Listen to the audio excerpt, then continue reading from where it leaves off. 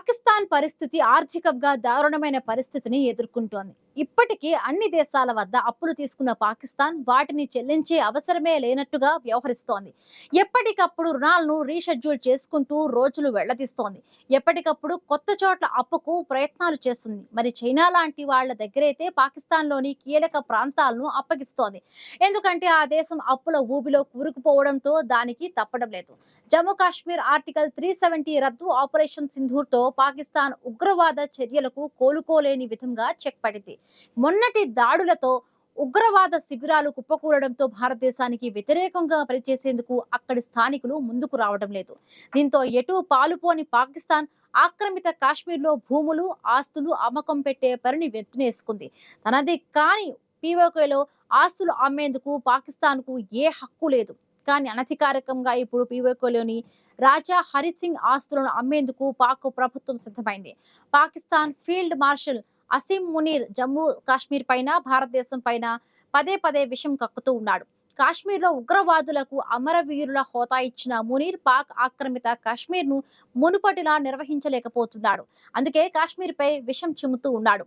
ఎందుకంటే అక్కడి ప్రజలు పాకిస్తాన్ ప్రభుత్వంపై తీవ్ర అసహనం చూపిస్తున్నారు.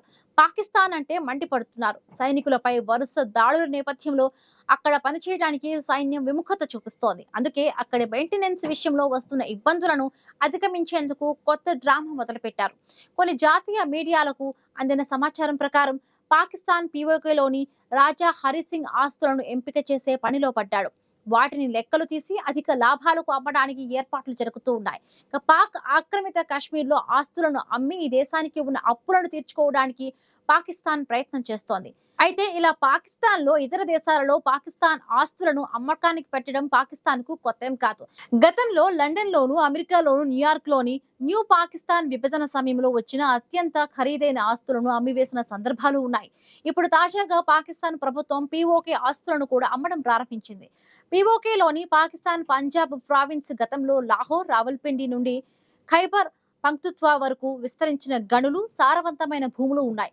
విభజనకు ముందు జమ్మూ కాశ్మీర్ స్వదేశీ సంస్థానాన్ని పాలించే రాజా హరిసింగ్ ఆస్తులు పాకిస్తాన్లోని లాహోర్, రావల్పిండి, సియాల్కోట్, జీలం, షేక్పురా, ఖైబర్ పంక్తుత్వా అంతటా విస్తరించి ఉన్నాయి. 1961లో పాకిస్తాన్ పీఓకే ఆస్తులను సక్రమంగా నిర్వహించడానికి ఒక ఆర్డినెన్స్ ద్వారా స్వాధీనం చేసుకుంది. ఇప్పటికే షాబాజ్ షరీఫ్ ప్రభుత్వం అంతర్జాతీయ ద్రవ్యనిధి చైనా నుంచి $1 బిలియన్ రుణాలు తీసుకుంది. కానీ వాటిని చెల్లించడం మాత్రం చేయలేకపోవడం పాకిస్తాన్తో భారీగా అప్పుల భారంతో కుంగిపోయింది. వాటిన్నింటినీ పక్కన పెడితే మళ్ళీ ఎక్కడి నుంచి లోన్ తీసుకుందామా, ఎక్కడి నుంచి విరాళాలు సేకరిద్దామా అన్న పనిలో ఉంది. మొన్నటి IMF నుండి వచ్చిన నిధులను దేశ అభివృద్ధికి ఉపయోగించకపోగా సైన్యం కోసం, కొత్త ఆయుధాల కోసం ఖర్చు చేయడం మొదలుపెట్టింది. మరొక వైపు పహల్గామ్లో ఉగ్ర దాడి తరువాత పాకిస్తాన్పై భారత్ విధించిన నిషేధంతో ఆ దేశ ఆర్థిక వ్యవస్థ అతలాకుతలమవుతోంది. పహల్గామ్ దాడి తరువాత మే 2 నుండి భారతీయ పోర్టుల్లో పాకిస్తానీ నౌకలను నిషేధించింది. దీంతో ఎగుమతులు, దిగుమతులపై తీవ్ర ప్రభావం పడుతోంది. పాకిస్తాన్కు చెందిన నౌకలన్నీ కరాచీ పోర్టులోనే లంగర్ వేసుకుని నిలిచిపోయాయి. దీంతో ఎగుమతులు, దిగుమతులు 30 నుంచి 50 రోజుల వరకు ఆలస్యమవుతోంది. భారత్ విధించిన నిషేధంతో లాజిస్టిక్స్ ధరలు గణనీయంగా పెరగడంతో పాటు బీమా ఖర్చులు కూడా పెరిగినట్లుగా అక్కడి వ్యాపారులు వాపోతున్నారు. ఫలితంగా షిప్పింగ్ ధరలు భారీగా పెరిగాయి.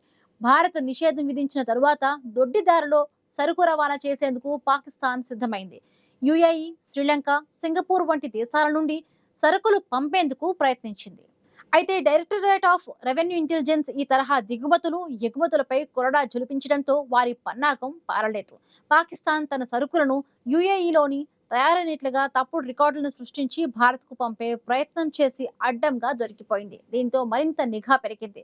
విదేశాల నుండి వచ్చిన అరకొర నిధులను ఆపరేషన్ సింధూర్ కారణంగా దెబ్బతిన్న ఆర్మీ స్థావరాలను అభివృద్ధి చేయడంపై ఖర్చు చేస్తోంది పాకిస్తాన్. దాంతో అక్కడి ప్రజలు అన్నమో రామచంద్ర అంటూ రోడ్డున పడుతూ ఉన్నారు. వారంతా పాకిస్తాన్ వ్యవహారాలతో విసిగిపోతూ అసంతృప్తితో ఉన్నారు. ఏ క్షణమైనా అక్కడ అంతర్యుద్ధం రావడానికి వీలయ్యే పరిస్థితులు క్రమంగా ఏర్పడ్డాయి. గతంలో శ్రీలంకలో జనం తిరగబడ్డట్టుగానే పాకిస్తాన్లోనూ అదే పరిస్థితి ఏర్పడనుందని చెప్తున్నారు విశ్లేషకులు. నిజానికి పాకిస్తాన్ మన ఇండియాతో పోల్చుకుంటే దాదాపు 8 రెట్లు చిన్నగా ఉంటుంది. మన సైన్యం గట్టిగా తిరగబడితే పాకిస్తాన్‌ను కొన్ని గంటల్లో మొత్తంగా మట్టుపెట్టగలదు. అంత చిన్న దేశం మన దేశంపై విరుచుకుపడ్డంత పనిచేస్తూ అనవసర రాద్ధాంతానికి దిగుతోంది పాకిస్తాన్. ఇక దొరికిన అంతర్జాతీయ వేదికలపై భారత్ పట్ల అవాకులు చవాకులు పేడుతూ రెచ్చగొట్టే పనులు చేస్తోంది. పాకిస్తాన్ ఉగ్రవాదులను తయారు చేస్తూ భారత్‌పై ఉసిగొల్పుతూ ఉండడంతో ఇప్పటికే ఇండియాలోని చాలా మంది మరణించారు. అలాగని మన దేశం ఎప్పుడూ ఊరుకోలేదు. దెబ్బకు దెబ్బ తీసే ప్రయత్నాలు చేస్తోంది.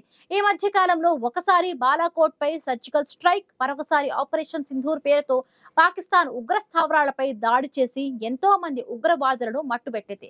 పాకిస్తాన్ వ్యాప్తంగా గతంలో భారత్ లో కుట్రలు పన్నిన ఉగ్రవాదులను తరిమి తరిమి కొట్టుతూ నేలకూలుస్తోంది. అజ్ఞాత వ్యక్తుల దాడిలో గుట్టు చప్పుడు కాకుండా ఉగ్రవాదులు హతమవుతూ ఉన్నారు. ఇదంతా పాకిస్తాన్ చేసిన తప్పులకు పడుతున్న శిక్షలుగా చూడాల్సి ఉంది. వారు చేసిన పాపాలకు ఫలితాలు అనుభవించే పరిస్థితులు ఏర్పడ్డాయి. అయితే వారి పద్ధతి వింతగా ఉంటుంది. ఒక పక్క మనవారి దాడులతో ఎంతమంది చనిపోతున్నా అదేం లేదని దేశవ్యాప్తంగా అందరూ ఒకేలా మాట్లాడుతూ అంత అబద్ధమని చూపే ప్రయత్నాలు చేస్తారు. మరొక వైపు పాకిస్తాన్ లో ఓ పక్క ఆర్మీ చీఫ్ ఆసిఫ్ మునీర్, ప్రధానమంత్రి షహబాజ్ షరీఫ్, ఇంకొక పక్క క్రికెటర్లు, సెలబ్రిటీలంతా కలిసి పాకిస్తాన్ చేస్తున్న చర్యలను అద్భుతంగా చూపిస్తూ ప్రజలను ఏమార్చే పనిలో పడ్డారు. కానీ ఇన్నాళ్లు వారు చెప్పింది నమ్మిన పాకిస్తాన్ ప్రజలు ఇప్పుడు మాత్రం వీరిని అస్సలు పట్టించుకోవడం లేదు. సైన్యానికి వ్యతిరేకంగా ఉద్యమాలు చేస్తున్నారు. ఇందులో ముఖ్యంగా బెలూచ్ ప్రజల తిరుగుబాటు, సింధు ప్రాంత తిరుగుబాటు, పిఓకే ప్రాంత తిరుగుబాటు అంతా కలిసి పాకిస్తాన్ కు దెబ్బ మీద దెబ్బ పడుతూ ఉన్నాయి. వీటన్నింటినీ దారి మళ్లించడం కోసమే భారత్ తో ఏదో ఒక రకంగా వివాదాలు సృష్టించుకుంటూ యుద్ధాలకు తెగబడుతున్నాయి.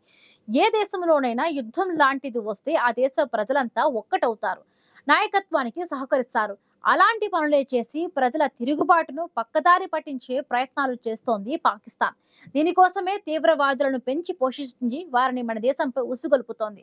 అయితే ఇప్పుడు అదే తీవ్రవాదం పాకిస్తాన్కు తలనొప్పిగా మారింది.